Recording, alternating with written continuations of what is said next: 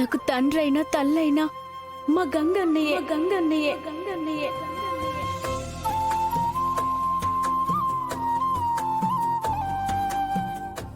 ఇక నేను అన్నయ్య దగ్గరే ఉంటాను.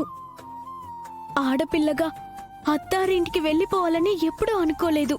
మా అన్నయ్యని వదిలేసి వెళ్లిపోకూడదు అనుకునేవాళ్ళం. కాని బాధ్యతగా పెంచాడు. తను చెప్పిన దారిలోనే నడుస్తానే కాని ఇలాంటివి లెక్క చేయను. అసలు జన్మనిచ్చిన అమ్మనే పోగొట్టుకున్నాక ఇప్పుడు నా జీవితాన్ని పోగొట్టుకోలేను. బ్రతికున్నంత వరకు నేను మా అన్నయ్య దగ్గరే ఉంటాను. అర్థమైంది కదా, భారతమ్మని మోసం చేసినందుకుగాను, తన కన్న బిడ్డల విషయంలో నిజం దాచినందుకుగాను వరదరాజులకి శిక్ష పడుతుంది.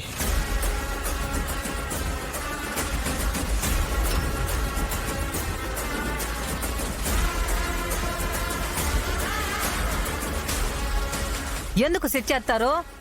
ఒక్కగానొక్క ఆడపిల్లకి తన చేతులతో పెళ్లి చేసేంత వరకు బాధ్యతగా ఉంటానంటున్నాడు కదా, భరోసా ఇస్తున్నాడు కదా, ఎందుకు శిక్షిస్తారు? శిక్ష ఏముద్దన్నయ్య?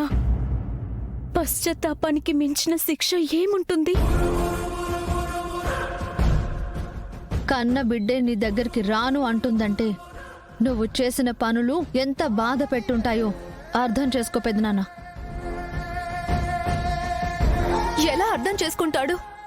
కన్న కూతురని తెలిసినా కసాయివాడిలాగా యాక్సిడెంట్ చేయబోయాడు.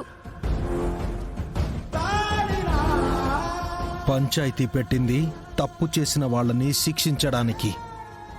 వరదరాజులు భారతమ్మ గారి విషయంలో ఏం జరిగిందో పూర్తిగా తెలియాలి.